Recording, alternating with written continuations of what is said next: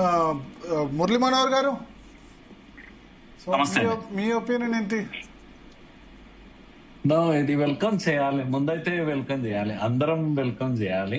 ఎందుకంటే ఆ దేశంలో ఎక్కడ కూడా హింస అనేది ఉండకూడదు. అది ఏ రూపంలో అయినా సరే హింస అనేది మన ప్రగతిని అడ్డుకుంటుంది. హింస అనేది అనేక మనుషులు ఎవరైనా సరే, అది మావోయిస్ట్ కావచ్చు, కామన్ మ్యాన్ కావచ్చు, పోలీస్ కావచ్చు, ప్రాణాలు పోవడం ఇవన్నీ అన్నిటి నుంచి దూరంగా ఉండాలి. తప్పకుండా డెమోక్రసీలో తప్పులు ఉన్నాయి, తప్పులు లేవని ఎవరు అనలేరు కనుక తప్పులు ఉన్నాయి. అయినా సరే వేరే గత్యంతరం లేదు, వేరే మార్గం లేదు కనుక మొట్టమొదటి నేనైతే వెల్కమ్ చేస్తున్నా ఈ ప్రకటనని. ఒక అద్భుతమైన ప్రకటన. అసలు నాకు నా చెవులకు చాలా వినసొంపుగా ఉంది. ఈ స్టేట్మెంట్ లో ఒక 2-3 సెంటెన్సెస్ నన్ను మరింత థ్రిల్లింగ్ గా అనిపించింది భరత్ గారు. ఒకటేమో, మరోమారు ఆయుధాలు చేపట్టపోము. ఇది మరి ఎంతవరకు వాసి ఈ స్టేట్మెంట్ నేను చదివానేది. రెండవది, పునరావాసం కోసం ఇచ్చే డబ్బు కోసం మేము బయటికి రావట్లేదు, ఆ డబ్బును ప్రజలకే ఉపయోగిస్తాం. ఏ రకమైన వ్యాపారాలు చేయడానికి కూడా రావడం లేదు. ఇలాంటి పదాలన్నీ వచ్చినాయి. ఇది ఇందులో ఒక కమిట్మెంట్ కనబడుతుంది, ఒక నిబద్ధత కనిపిస్తుంది. కనుక ఇదన్నీ మనం వెల్కమ్ చేయాల్సిందే కదా, మంచిదే కదా. కనుక ఒకవేళ ఇలాంటి నిబద్ధత ఉన్న వ్యక్తులు రాజకీయ పార్టీ పెడితే అంతకన్నా కావాల్సింది. భరత్ గారు, ఒక విషయం మనం మర్చిపోకూడదు.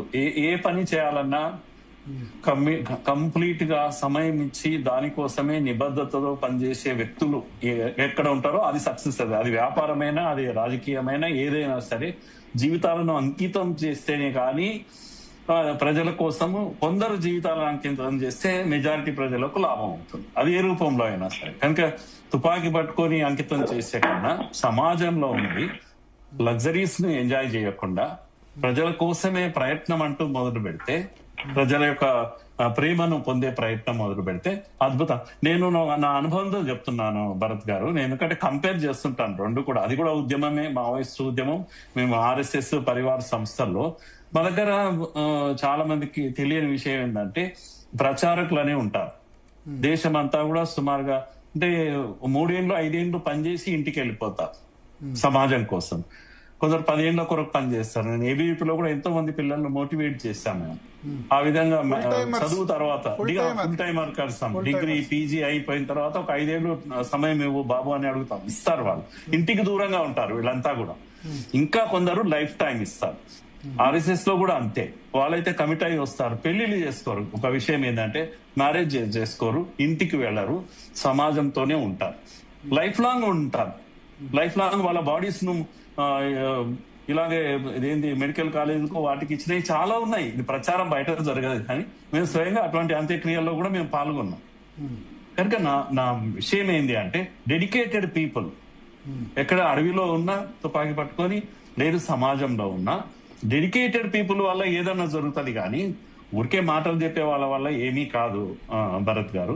అందుకని నేను అనుకుంటున్నా, వీళ్ళు కూడా అడవిలో ఉన్నప్పటికీ కూడా డెడికేట్ అయ్యారు, ఏదో నమ్మిన సిద్ధాంతం కొరకు డెడికేట్ అయ్యారు. కనుక ఇలాగే ఉంటే. కానీ నేను ఇంకొక విషయం కూడా ప్రస్తావిస్తున్నా. ప్రకాష్ గారు, శరత్ గారు ఉన్నారు, జంపన్న గారు కూడా ఉన్నారు. కనుక నేనేమంటున్నా అంటే, సన్యాసులు ఉంటారండి, సన్యాసులు కూడా డెడికేటెడ్ గా వాళ్ళ సొంత మోక్షం కోసమో దేనికోసమో అడవిలోకి వెళ్తారు, తపస్సు చేస్తారు, ఇంకేదో సాధిస్తారు. వాళ్ళు పవర్ సాధించవచ్చు వాళ్ళు. కానీ వాళ్ళు సమాజంలో ఉంటే అంత బాగా ఉండగలుగుతారా అనేది ఒక డౌట్ నాకు. కనుక అడవిలో ఉండడం వల్ల కూడా సేఫ్ గా ఉండొచ్చు. ఇక్కడ ఉండే ఆకర్షణలు, ఇక్కడ ఉండే ఒత్తిళ్లు ఏవీ లేకుండా ఉండొచ్చు. ఉంటే ఆఖరి అన్నం లేకుండా ఉండొచ్చు. కానీ సమాజంలో ఉండి సమాజం యొక్క చెడు మధ్యలో, ఆ బురదలో కమలం పువ్వు అంటాం కదా, అలా ఉండడం మాత్రం చాలా కష్టం. ఇది నా అభిప్రాయం. వివరించవచ్చు, ఎందుకంటే మా అనుభవాలు కూడా అలాగే ఉన్నాయి. చాలా అట్రాక్షన్స్ ఉన్నాయండి సొసైటీ. నేను చాలా మంది యూత్ తో డీల్ చేస్తుంటాను, పర్సనల్ లెవెల్లో మాట్లాడుతుంటాను, వాళ్ళని మెంటరింగ్ చేస్తూ ఉంటాను. కనుక సినిమాలు చూస్తుంటారు మా పిల్లలు, లేకపోతే అందరితో పాటు ఉంటారు. డ్రెస్ కూడా విడిగా ఏముండరు, సన్యాసులాగా ఏముండరు, మామూలు విద్యార్థుల్లో కలిసి ఉంటారు, షూ టక్ కూడా వేసుకొని పోతుంటారు. కానీ డిఫరెంట్ గా ఉంటారు. వాళ్ళ ఉదయం లేచినప్పటి నుంచి రాత్రి పడుకునే వరకు వాళ్ళ సమయ సారిని వేరే, వాళ్ళ లైఫ్ స్టైల్ వేరే, సింప్లిసిటీ వేరే, అన్ని వేరే. మామూలు తిండి తింటూ ఉంటారు, మామూలు ఉంటారు, ఖర్చులు అన్ని కూడా రాస్తూ ఉంటారు. ఎక్కడ కూడా 10 పైసల తేడా ఉండదు. అకౌంట్స్ అన్ని మేము చూస్తుంటాం కనుక ఇది వ్యక్తి లోపల ఒక ఒక ఒక డిసిప్లిన్ అనేది, క్రమశిక్షణ అనేది వస్తుంటుంది. చెడిపోకుండా ఉండడానికి కాపాడుకుంటుంటాం. అలా అని చెప్పేసి అందరు బాగున్నారని కూడా కాదు, అక్కడక్కడ కొంత డీవియేషన్స్ ఉంటాయి తప్పకుండా. సో నేను ఇవన్నీ నా అనుభవంతో చెప్తున్నాను. ఇప్పుడు కనుక ఆ మావోయిస్టులు ఈ దేశంలో 60 ఏళ్ల దీని తర్వాత ఒక డెసిషన్ తీసుకుంటే, నాకు ఇప్పుడు ఎలా అయితే 3-4 సెంటెన్స్ చెప్పానో, అక్టోబర్ మాసంలో ఎప్పుడైతే సోను గారు 60 మందితో వచ్చి వారు సరెండర్ అయ్యారో, అది ఒక సన్నివేశం నా కళ్ళ ముందు ఎప్పటికీ ఉంటుంది. ఎందుకంటే తుపాకులు అందించడము, అదేంటి దీన్ని కాన్స్టిట్యూషన్ చేతిలోకి తీసుకోవడం అనేది అదొక అద్భుత సన్నివేశం ఈ దేశానికి. ఈ దేశం కళ్ళతో చూసిన ఒక అద్భుత సన్నివేశం. అలాగే 210 మంది అనుకుంటాను ఆసన గారు వారు కూడా సరెండర్ అయిన తీరు కూడా, ఇవన్నీ కూడా దృశ్యాలండి. ఈ దేశం మర్చిపోలేని దృశ్యాలు కనుక ఇది ఊరికే పోదు. ఇది తప్పకుండా దీనివల్ల లాభం ఉంటుంది దేశానికి. కనుక వీళ్ళు నిజంగా ఆ పని చేస్తే మాత్రం పొలిటికల్ ఫీల్డ్ లో చాలా చాలా చాలా రిఫార్మ్స్ రావాల్సినట్టు ఉన్నాయి. నా ఉదాహరణకు నేను నాలాంటి వాళ్ళని కూడా, అంటే పంతులయ్యాలం టీచర్స్, లేకపోతే ఆ కమ్యూనిటీ వచ్చిన టీచర్ లెక్చరర్స్ అంతా కూడా మేము కూడా కంటెస్ట్ చేయాలి కదా. ఊహిస్తామా కంటెస్ట్ చేయడం అనేది?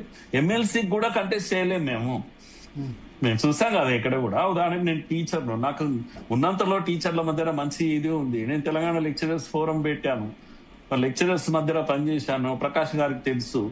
కనుక మా పాలమూరు జిల్లా ఇదంతా కూడా నాకు కాస్తంత పరిచయాలు ఉన్నాయి, ఇవన్నీ ఉన్నాయి. కానీ ధైర్యం చేయలేము. ఆ డబ్బులు కాదండి, అది డబ్బులు లేకపోతే ఎన్నికలే లేవు. ఇది ఎలా మారాలి? మరి మారాలి, తప్పకుండా మారాల్సిందే. అదొక ఆశ.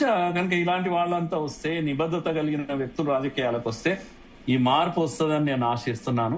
అది జరిగితే అంతకన్నా అద్భుతమైంది ఇంకేం లేదు. ఈ రోజు సరెండర్ అయిన దానికి నిజంగా ఏమంటాం, దాని యొక్క సాఫల్యత ఎప్పుడవుతుందంటే, మావోయిస్టులు పార్టీ పెట్టి, జాతీయ స్థాయిలో పార్టీ పెట్టి, ఇలాంటి నిబద్ధతతోని, ఏ డబ్బు ఖర్చు లేకుండా, అక్రమాలు లేకుండా ప్రజలను మెప్పించి ఒప్పించి పోతే చాలా బాగుంటది. కానీ తప్పకుండా వారు చెప్పింది చాలా మంచి స్టేట్మెంట్ ప్రకాష్ గారు. ఎప్పుడు కూడా ఉద్యమం పార్టీగా దిగితే అప్పుడేమవుతుందంటే రాజకీయాలకు రావడం కూడా ఈజీగా ఉంటుంది. ఒక సమస్య మీద, 2 సమస్యల మీద ఉద్యమాలు చేయాలి. అప్పుడు ప్రజలకు కనెక్ట్ కావడానికి కూడా అవకాశం.